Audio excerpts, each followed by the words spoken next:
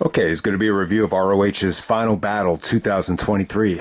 This was coming at you from Texas once again, and this is the first, Ring of Honor pay-per-view to be away from Bleacher Report, away from the AEW pay-per-views. I believe it was a Honor Club exclusive, so I'm not sure if you could have even ordered this on a traditional pay-per-view. But yeah, if you paid $9.99, you could actually get the show from Honor Club, so it's a pretty good deal. So that's what I did. I think you could actually buy it for $40 through Honor Club as well, and you get to keep the show forever. If you didn't want to buy the monthly subscription, so. I was a little bit curious about how if the quality was going to dip or not, but it was pretty damn good. I think, more than anything, a couple things you could take away from these Ring of Honor pay-per-views. They pretty much deliver. Since Tony Khan's been, distributing them, I think they've really delivered. Going back to Supercard of Honor 2022. I haven't watched the television show, so I don't want to be one of those people that craps on the TV show without even watching it. But it just feels like a lot of people just don't want to watch it. And for the people that do watch it, there's some severe criticisms. You've heard comparisons to AEW Dark and all that stuff. But you can't deny it though. These pay-per-views are pretty damn friggin' good. And I think the other thing you could take away from it is it was a great experience for some of the up and coming younger guys. And I hate to sound like, oh, this is the version of NXT or whatever, but that's the bottom line. The only way to show what you can do is to get distribution, and that's what this show did. Whether it be Kyle Fletcher, whether it be the guy that really impressed me, he did Ebola, and he did tonight as well. It was Bryan Keith, Battle of Los Angeles is Bola. So Bryan Keith was great. He had the pre-show match to actually get on the pay-per-view against Jack Cartwheel, which is actually really good. So once again, Bryan Keith was great. Kyle Fletcher actually won Survival of the Fittest and won the TV title. I thought that was the right move. Even Ethan Page and Tony Nese, man. I don't really care for either guy. If you're going to just evaluate them from the AEW roster, but they really got a chance to tell a good story, get a good video package, and really show a lot in the match that they had. Whether it be crazy spots or just great microphone work, you pretty much got your fill of Ethan Page and Tony Nese. I thought it was really, really good. And the women actually main event. When the women were going to main event again, I was just like, you going to main event again? The second consecutive pay-per-view? I was like, what, are you kidding me? But I'll tell you, Athena, back-to-back main events. The one against Willow at Death Before Dishonor, I actually saw that yesterday, and that was pretty damn good. The whole Death Before Dishonor show was great as well. And, I would even say this match that she had with Billie Starkz, who's only 19, I think it was probably even better than the match that Athena had with Willow in the main event of Death Before Dishonor. So, you could even argue that this women's match is the match of the night. I mean, that's how good it was. The Jay Briscoe Memorial stuff, it felt like it was going to get off the tracks a couple times. It kind of had that Stadium Stampede type of feel to it, but I thought Mark Briscoe was the MVP. The stuff between him and Danielson to end this thing, Danielson does the right thing and, puts over Mark Briscoe, clean in the middle of the ring with the J Driller. I thought that was pretty awesome. And, Danielson had a rough night. That eye injury is, it just seems like it's really affecting his matches. Like he could barely see, out of the patch that he's wearing. But, bottom line is, I thought that fight without honor was pretty damn good. By the time you get to the end of it, it looked like it was going to be a DQ, but a great night for Mark Briscoe. He was pretty awesome. Like he took the biggest bumps in the match, and just his microphone work in front of the camera was pretty damn funny and pretty damn engaging as well. So yeah, the pre-show was pretty damn good. I got to say, Bryan Keith, I thought he stole the show against Jack Cartwheel on the pre-show. Garcia and Blake Christian. Tony Khan actually came out and said, and next up, two of the best wrestlers in the world, Danny Garcia and Blake Christian. Pretty good, man. Pretty good stuff between Garcia and Christian. I thought it was, one of the better things of the night, to be honest with you. But and then we get to the main show, For the AAA Mega Championship, we got Vikingo defending against Black Taurus. These guys know each other like the back of their hand. I mean, they main evented at Battle of Los Angeles. They main evented at WrestleCon in 3 ways. This time it's just one-on-one. It was good, man. I mean, Vikingo, you know what to expect from Vikingo. You know, he did some mind-blowing stuff, but I'll tell you, Black Taurus is really impressive here. Just the way he transitions, like the gorilla press into a, Samoan drop.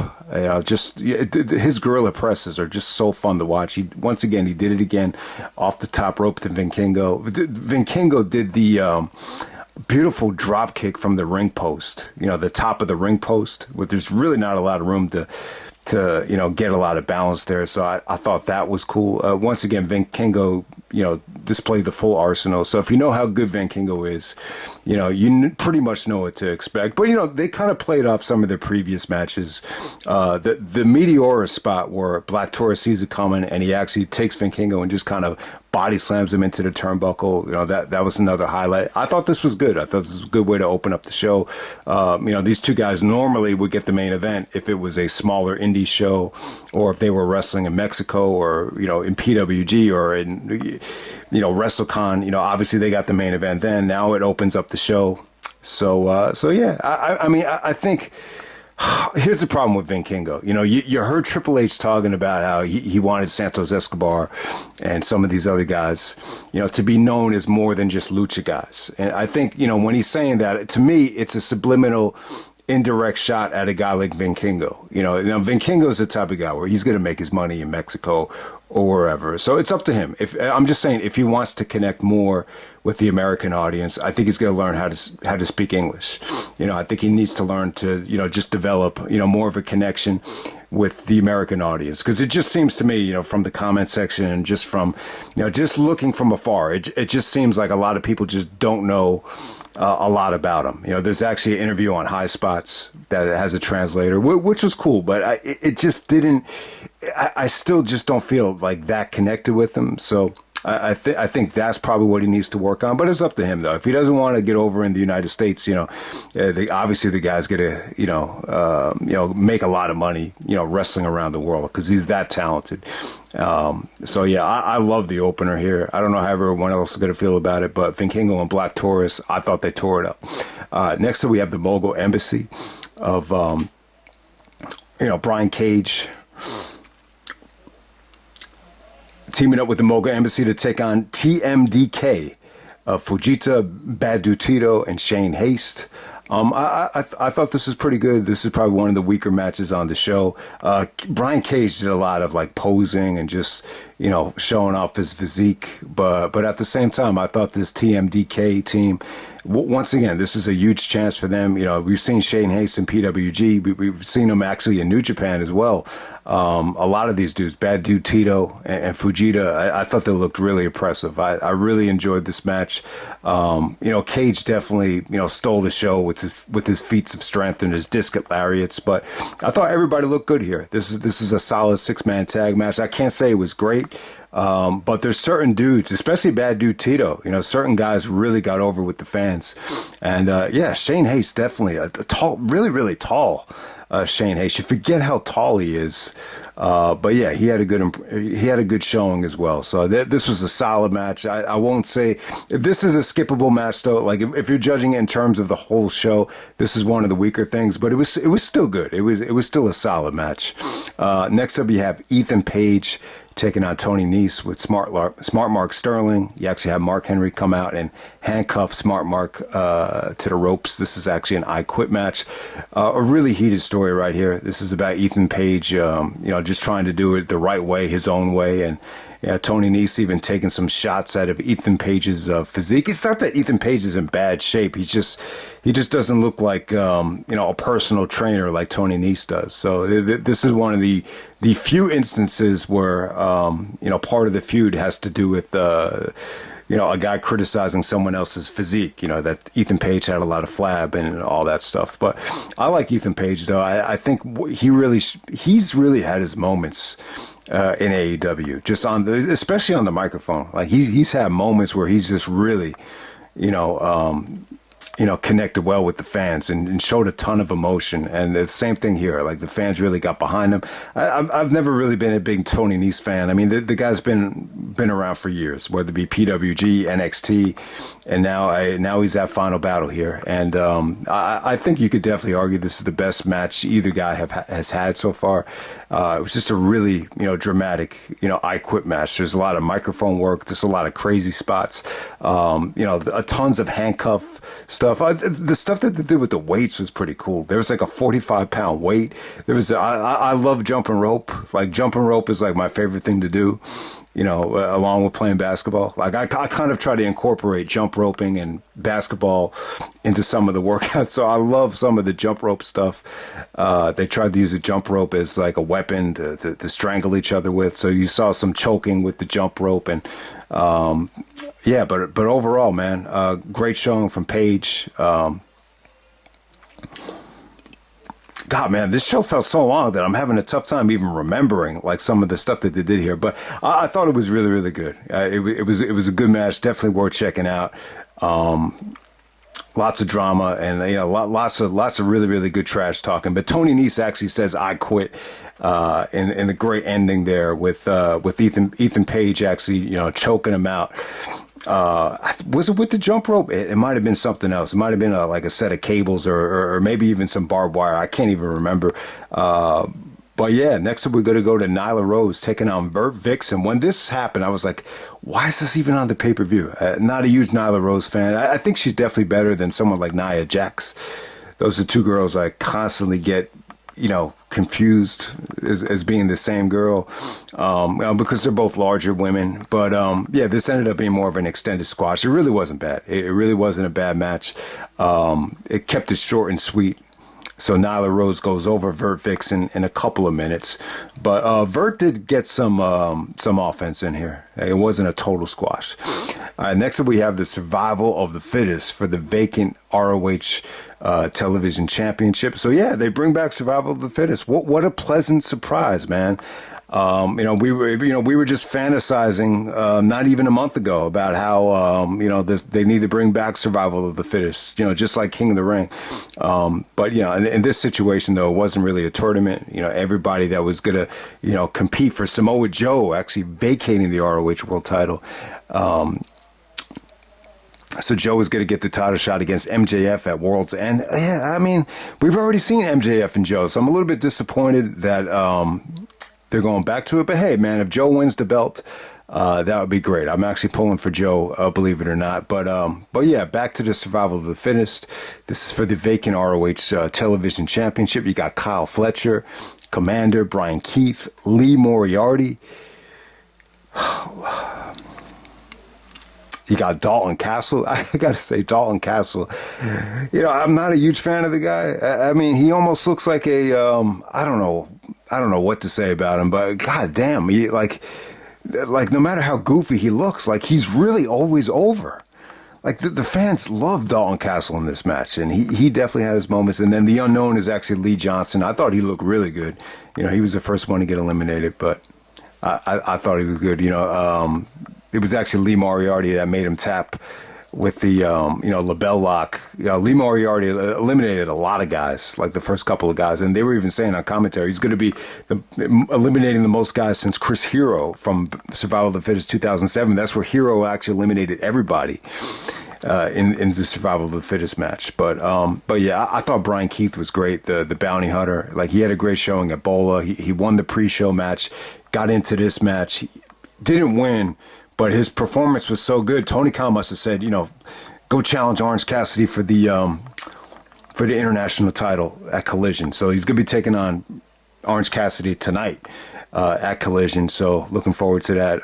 Probably the one of the biggest nights of Bryan Keith's life. So that's one of the great things about this show is, I thought they created a brand new star in Bryan Keith. The guy's underrated though. He shouldn't be some guy that you just see on AEW Dark or, in squash matches on Rampage. Like, he's really friggin' talented, and he was able to show it here. He was good. I think he was one of the final three.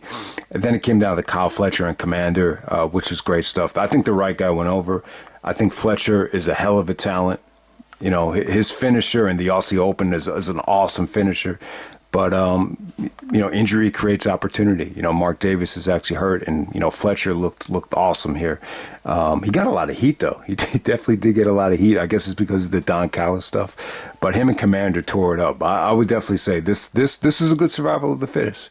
This was definitely better than a lot of them. Like, this blows away, some of the ones that I reviewed in that mixtape. Like, it really does. I thought Fletcher and Kommander had a great finish. It got This Is Awesome chance. You had, Kommander just pulling off some mind-blowing things, running the ropes. The 630 from the middle of the rope was pretty breathtaking as well. But, Fletcher convincingly goes over, and you had a hot ending there, hot finish. One of the better finals I think we've seen in Survival of the Fittest. And then next up for the Ring of Honor Pure Championship, we got Christopher Daniels, Jerry Lynn, and Jimmy Jacobs serving as judges for the ROH Pure title. So yeah, Wheeler Yuta taking on Tom Lawler. So if you haven't seen Tom Lawler, the first time I really saw Tom Lawler, I think he might be an MMA fighter as well. He was in some of the Bloodsport matches. He really blew me away. I think it was at, one of the Bloodsports a couple years ago. And then he was in this past year's Bloodsport as well.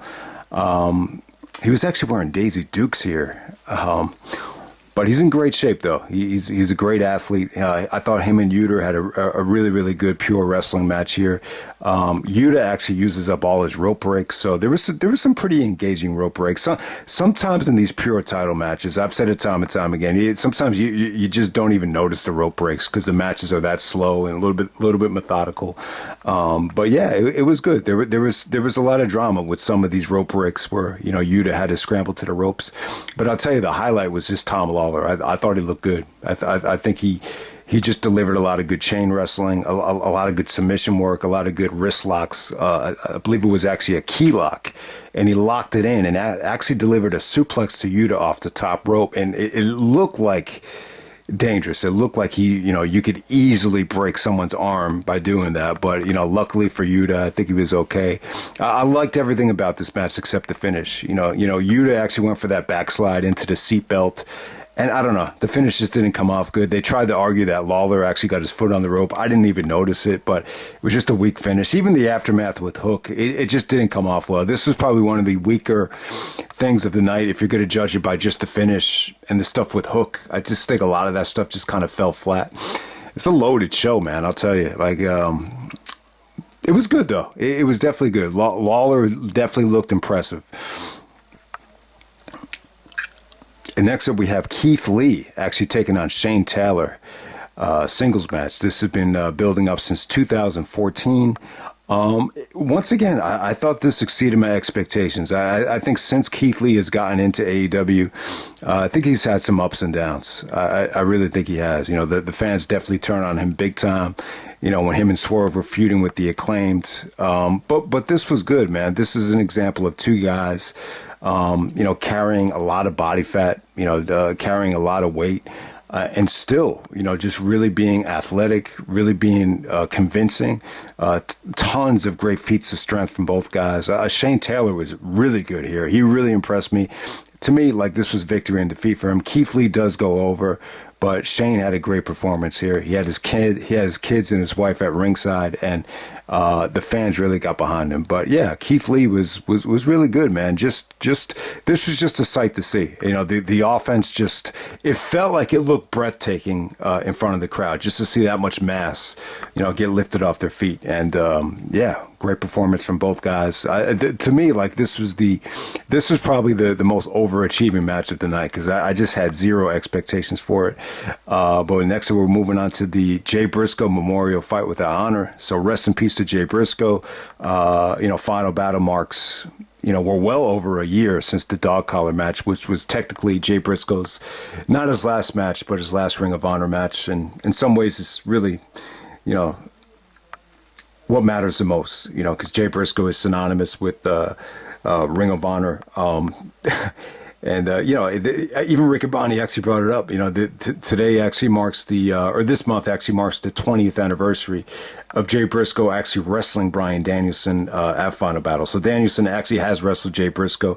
It was the opener of Final Battle 2003, which, they arguably stole the show.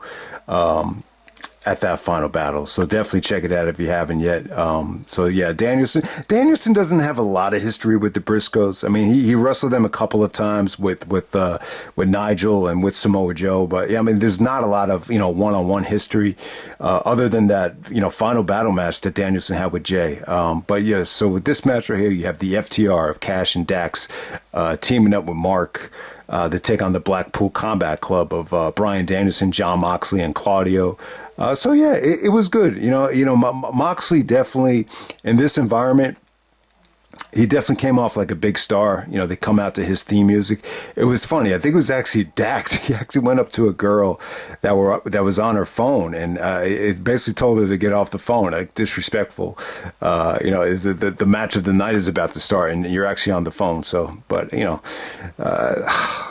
every woman is going to be totally invested in Ring of Honor and pro wrestling, which we know, which is obvious. But I just thought that was kind of funny. But yeah, the match was pretty damn good, man. Mark, like I said, man, Mark Briscoe is the MVP.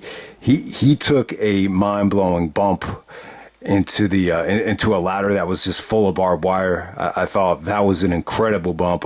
He's lucky he didn't die from that. And then when the referee called for a DQ, man, Mark Briscoe had some really, really funny lines. He's just so much fun, man. And then he did a dive off the stage when they restarted the match. So it ended up being, a fight. Yeah, I thought it was a fight without honor to begin with, but then they made it a fight without honor. Anything goes. It looked like it was going to be a DQ, and then they started it over again, which was cool. I mean, there was a lot of really good interceptions that Danielson did to the big rig, which is actually called the Machine Shatterer now. Finally got the name right. So the Machine Shatterer got some really, really nice counters from Danielson. But eventually, FTR and Mark Briscoe, they actually hit a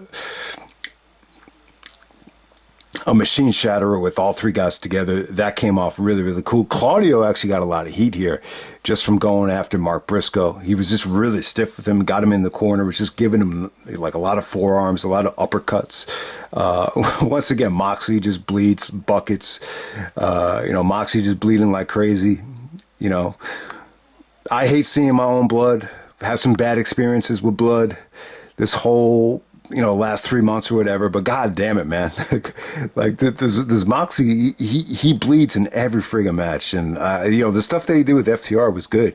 I'll tell you, man, FTR has been great for Ring of Honor. It just seems like whenever they're on an ROH show, it attracts a lot of fans' attention. Their matches always deliver. There were some incredible table spots between Mox and FTR. There was a pile driver through the table. There was thumbtacks, and it got pretty crazy. There was nice and consecutive action from everybody. I mean, there were moments where I thought the ring felt too convoluted and too juggled up, and there was actually just a lot of stuff, on the outside, which kind of made it feel like a stadium stampede.